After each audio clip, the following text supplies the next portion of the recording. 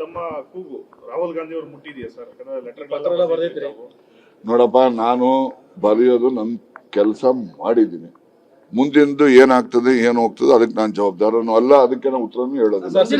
ಮುಂದಿನ 2.5 ವರ್ಷದಲ್ಲಿ ಸಿದ್ದರಾಮಯ್ಯನವರಿಗೆ free hand ಸಿಗುತ್ತಾ ಸರ್? ಆಡಳಿತಾತ್ಮಕವಾಗಿ ಪವರ್ ಸೆಂಟರ್ ಹೆಚ್ಚಾಗಿದ್ದಾವೆ ಅಂತ ನೀವೇ ಹೇಳಿದ್ರಿ. ಪವರ್ ಸೆಂಟರ್ಗಳು ಬಹಳ ಆಗಿವೆ ಅಂತ ಹೇಳಿ ಫ್ರೀ ಹ್ಯಾಂಡ್ ಸಿಗುತ್ತಾ ಅಂತ ಅಡ್ಮಿನಿಸ್ಟ್ರೇಟಿವ್ ಅಲ್ಲಿ? ನಾನು ಹಿಂದೆ ಹೇಳಿದ್ದೀನಲ್ಲ, ತಿರ್ಗಿ ಯಾಕೆ ಹೇಳಿಸ್ತೀರಿ? ನೋಡಿ, ಪವರ್ ಸೆಂಟರ್ ನೋಡಮ್ಮ, ಪವರ್ ಸೆಂಟರ್ ಅಂತ ಹೇಳಿದ್ರೆ ಈಗ ಮೊದಲು ಇದ್ದಿದ್ದು ಕರ್ನಾಟಕದಲ್ಲಿ ಚೀಫ್ ಮಿನಿಸ್ಟರ್ ಮತ್ತೆ ಕಾಂಗ್ರೆಸ್ ಪಕ್ಷದ ಅಧ್ಯಕ್ಷರು ಇರ್ತಾ ಇದ್ರು. 2 ಪವರ್ ಸೆಂಟರ್ ಅಂತ ಇಟ್ಕೊಳ್ಳೋಣ, ಇಲ್ಲ ಇಬ್ರು ಒಂದಾಗಿದ್ರು ಒಂದೇ ಇತ್ತು ಅಂತ ಹೇಳ್ಕೊಳ್ಳೋಣ. ಈಗ ನಮ್ಮವರೇ ಇದಾರಲ್ಲ, ನಮ್ಮವರೇ ಅಧ್ಯಕ್ಷರಿದ್ದಾರೆ, ಅದು ಒಂದು ಪವರ್ ಸೆಂಟರ್ ಅಲ್ವಾ? ಹೌದಂತೀರಾ ಇಲ್ಲ ಅಂತೀರಾ ಹೇಳಿ? ಹೌದ್ ತಾನೆ? ಮತ್ತೆ ಇರೋದನ್ನ ಒಪ್ಕೊಳಕ್ಕೆ ಏನ್ ತೊಂದ್ರೆ? ಅದನ್ನ ಪವರ್ ಸೆಂಟರ್ ಇದ್ದೇ ಇದೆ, 1, 2, 3 ಇನ್ನೊಂದಿದ್ರೆ ಇನ್ನೊಂದು ಆಗ್ತದೆ. ಯಾವ್ದು ನೋಡಿ, ಕಾಂಗ್ರೆಸ್ ಪಕ್ಷ ಯಾವತ್ತೂ ಕೂಡ ಡೆಮಾಕ್ರೆಟಿಕ್ ಪಕ್ಷ. ಇದರಲ್ಲಿ ಪ್ರತಿಯೊಬ್ಬನು ಅವನ ಅಭಿಪ್ರಾಯ ಹೇಳಲಿಕ್ಕೆ ಅವನಿಗೆ ಅರ್ಹತೆ ಇದೆ.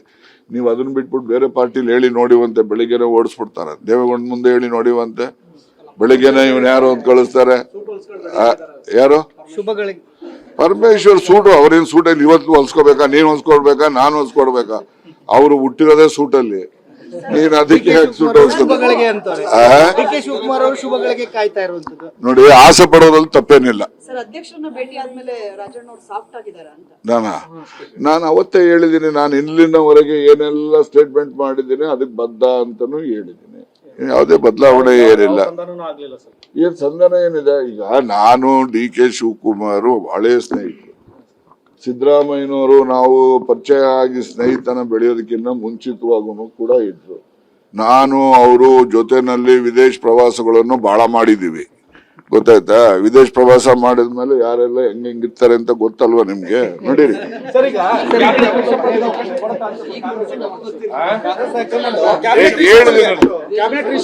ನನ್ಗೇನೋ ಕೊಡುತ್ತೆ ಅಂತ ಅನ್ಕೊಂಡಿದ್ದೀನಿ.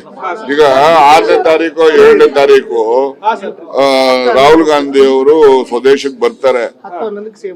ಅವರು 10 ಅಲ್ಲಲ್ಲ, ನಾನು ಹೇಳ್ತೀನಿ, ಮೊನ್ನೆ ಇವರು ವರ್ಕಿಂಗ್ ಕಮಿಟಿ ಮೀಟಿಂಗ್ ಹೋದಾಗ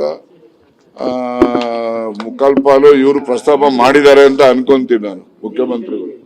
ಅದಕ್ಕೆ ಅವ್ರೇನ್ ಹೇಳ್ಬಹುದು, ನಾನು ಹೊರ ದೇಶಕ್ಕೆ ಹೋಗ್ತಾ ಇದ್ದೀನಿ, ಬಂದಾದ್ಮೇಲಿಂದ ಬನ್ನಿ ಅಂತ ಹೇಳಿರ್ತಾರೆ. ಅವರು ಬಂದಾದ್ಮೇಲಿಂದ ಇವರು ಅವ್ರಿಗೆ ಸಮಯ ಕೇಳ್ತಾರೆ. ಕೇಳಿದಾಗ ಅವರು ಯಾರನ್ನ ಕರೆಸ್ತಾರೋ ಯಾರನ್ನ ಬಿಡ್ತಾರೋ ಏನ್, ಅಥವಾ ಯಾರನ್ನಾರು ಇಲ್ಲಿಗೆ ಕಳ್ಸಿ ಮಾಡ್ತಾರೋ ಏನ್ ತೀರ್ಮಾನ ಮಾಡ್ತಾರೋ ಗೊತ್ತಿಲ್ಲ. ಒಟ್ಟಿನಲ್ಲಿ ಅವರು ಸ್ವದೇಶಕ್ಕೆ ಬಂದಾದ್ಮೇಲೆ ಸ್ವಲ್ಪ ಇದ್ರ ಬಗ್ಗೆ ಚಟುವಟಿಕೆಗಳು ನಡೆಯುತ್ತೆ. ನಾನ ಮೊದ್ಲೇ ಹೇಳಿದ್ದೀನಲ್ಲ, ನಾನು ಯಾವ್ದೇ ಕಾರಣ ನಾನು ಹೇಳಿದ್ದೀನಲ್ಲಮ್ಮ, ನಾನು ಯಾವತ್ತೂ ಕೂಡ ಅಧಿಕಾರಕ್ಕೋಸ್ಕರ ಸುಳ್ಳು ಹೇಳೋನಲ್ಲ, ಹೇಳದಂತ ಮಾತನ್ನ ವಾಪಸ್ ತಗೊಳ್ಳೋನು ಅಲ್ಲ.